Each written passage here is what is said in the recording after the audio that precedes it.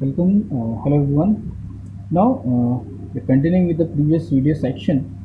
One more problem based on the DFA construction.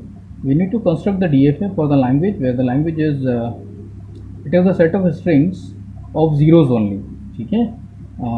Where n mod 3 is congruent to 2 for n is greater than equals to 0. That means अब आप इसको पहले आप समझ लीजिए कि ये जो रिप्रेजेंटेशन है वो एक्चुअल में डिफाइन क्या कर रहा है. दैट रिप्रेजेंट्स एक्चुअली डिफाइंस कि हमें ज़ीरो से मिलकर बनने वाली हमारी लैंग्वेज जो है उसमें वो सारी स्ट्रिंग्स आ रही हैं जो कि ज़ीरो से मिलकर बन रही हैं. अब आप यहाँ ध्यान दीजिएगा, यहाँ पर कहीं पर भी वन का जिक्र नहीं है, यानी कि हमने वन को जो है यहाँ पर इंक्लूड, ये वन को जो है हम रिप्रेजेंट नहीं कर रहे हैं, वन को इंक्लूड नहीं कर रहे हैं. इनपुट अल्फ़ाबेट्स में साफ साफ लिखा है length of language will be the strings of zeros only. ठीक है, सो जीरो की स्ट्रिंग्स होंगी वेयर कितनी बार जीरो आएगा, n number of times, where n mod 3 is congruent to 2. इसका मीनिंग क्या होगा? इसका मतलब यह है कि n की कोई भी वैल्यू जिसको अगर हम 3 से डिवाइड करें और रिमाइंडर हमें 2 मिले, ठीक है, यानी कि n की हमें वो वैल्यूज चूज़ करना है जिसमें अगर हम उसको 3 से डिवाइड करें तो रिमाइंडर 2 मिले, for all the values which is greater than और इक्वल्स टू 0. यानी कि n की किसी भी वैल्यू के लिए जो 0 या 0 से बड़ी है, अगर हम उस वैल्यू को 3 से डिवाइड करते हैं और रिमाइंडर 2 मिलता है तो उस n की वैल्यू को हम यहाँ रखेंगे और उतनी नंबर ऑफ टाइम जीरोज आने चाहिए. क्लियर है? और ऐसे ऐसे जो स्ट्रिंग्स हैं उनको ही हमें DFA से एक्सेप्ट कराना है. So we just take here the values of n. अब अगर हम इसे सॉल्व करें तो द पॉसिबल वैल्यूज, पहले तो हम इनपुट अल्फ़ाबेट्स को आइडेंटिफाई कर लेते हैं, उसके बाद हम आते हैं. इनपुट अल्फ़ाबेट्स क्या हैं हमारे पास? यही चीज़ है कि हमें स्टेप बाय स्टेप ही चलना है. Input alphabets, so we can see here, हमें साफ साफ कहा गया है कि स्ट्रिंग जो है वो इससे मिलकर बन रही है zeros only. So we have the single input alphabet which is zero. Okay, now अब अगर हम में देखें so we can take the value of n, we have the possible values of n as so we are talking about the language. Okay, now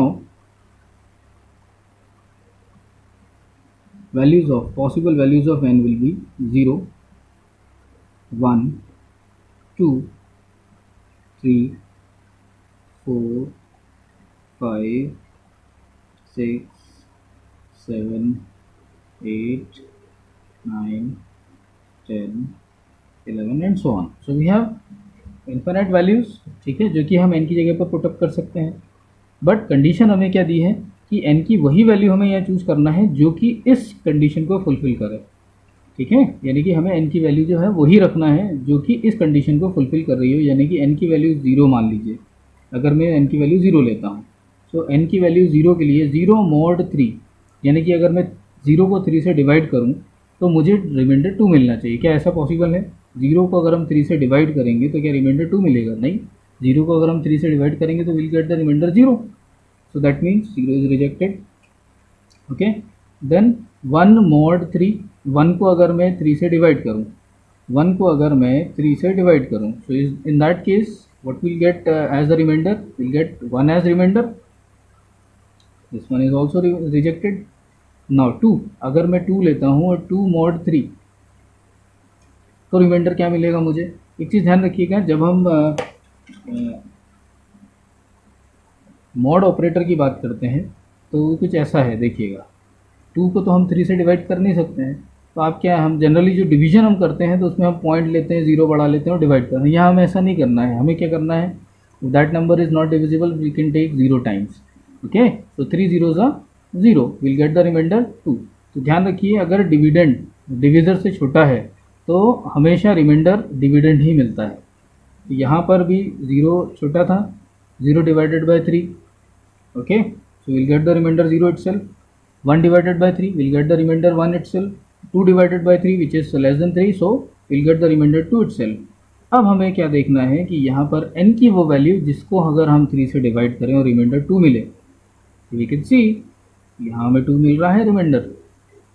okay, so 2 is the valid number. Now that means we can take the value of n as 2. Now 3, अब अगर मैं 3 को 3 से divide करूँ तो मुझे reminder 2 नहीं मिलेगा, विल बी रिजेक्टेड। ओके, क्योंकि कंप्लीटली डिवाइड हो जाएगा। 4 को अगर मैं 3 से डिवाइड करूँ तो 4 divided by 3 will get the remainder, 3 1 3 get 1 as the remainder, so we cannot take it as the valid number. 5 divided by 3, yes, 5 3 1s are 3, 5, you need to divide 5 by 3, so 3 1s are 3, you get the remainder 2, so that means it is the valid number. Okay, now 6 7 rejected, 6 completely divide हो जाएगा, 7 से remainder 1 मिलेगा।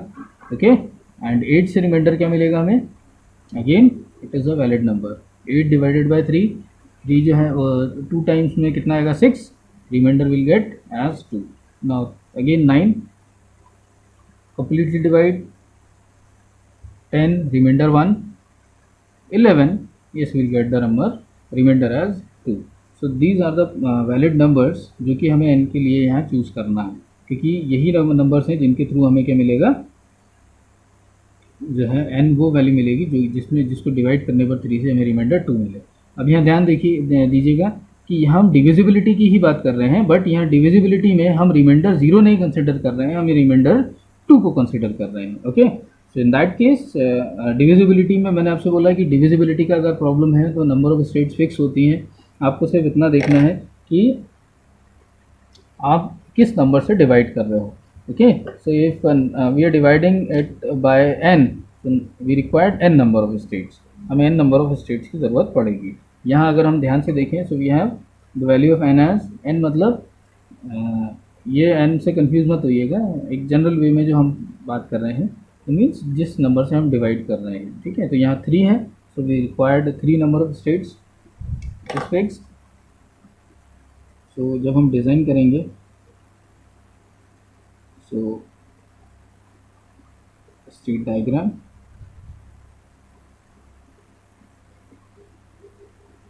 of DFA, so you have the fixed number of states called Q0, Q1 and Q2। Okay, ये 3 number states होंगी। अब इनमें से कौन सी स्टेट फाइनल होगी, तो ध्यान रखिएगा हमेशा इनिशियल स्टेट से शुरू कीजिए, it will represents the remainder 0। उसके बाद सीक्वेंस में आगे बढ़ते जाइए, it will generate remainder 1, then it will generate remainder 2।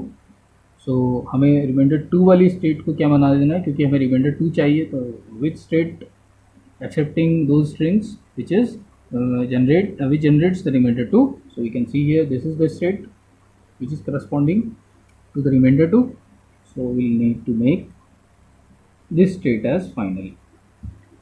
okay, तो इस केस में अब कौन सी स्टेट फाइनल हो गई, ये वाली स्टेट फाइनल हो गई। नाउ अब अगर हम इनपुट अल्फ़ाबेट्स की बात करें, so we have the input alphabets, we just need to make the transitions as similar to the previous one.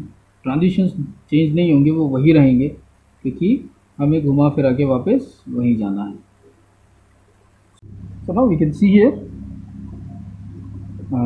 the length of a string is 0, the length of a string is 1, the length of a string is 2, and length is 3 4 5।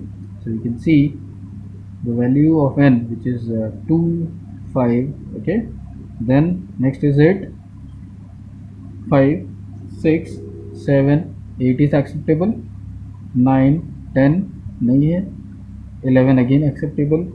so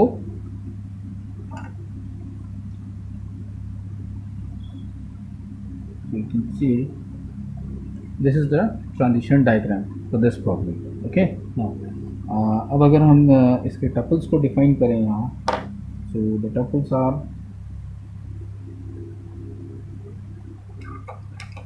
as per the formal definition, you can say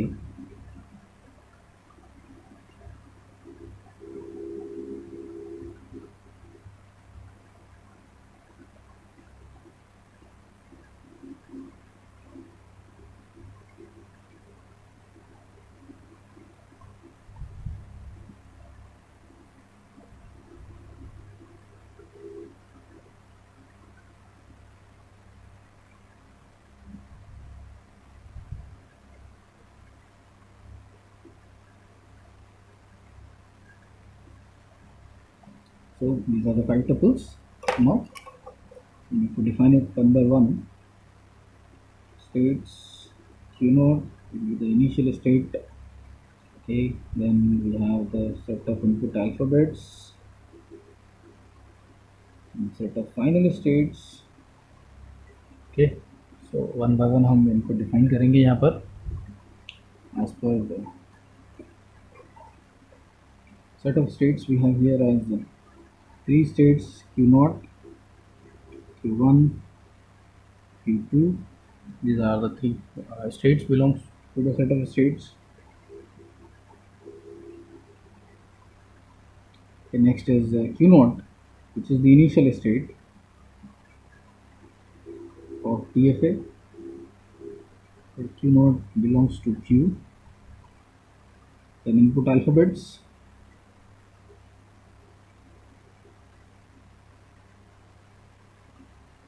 Then set of final states. Now we'll have the set of final states which Q2 as the final state.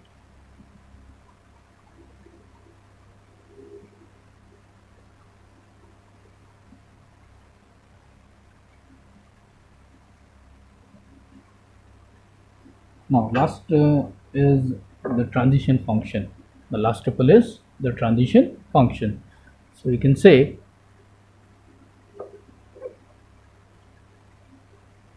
transition at Q naught state with 0,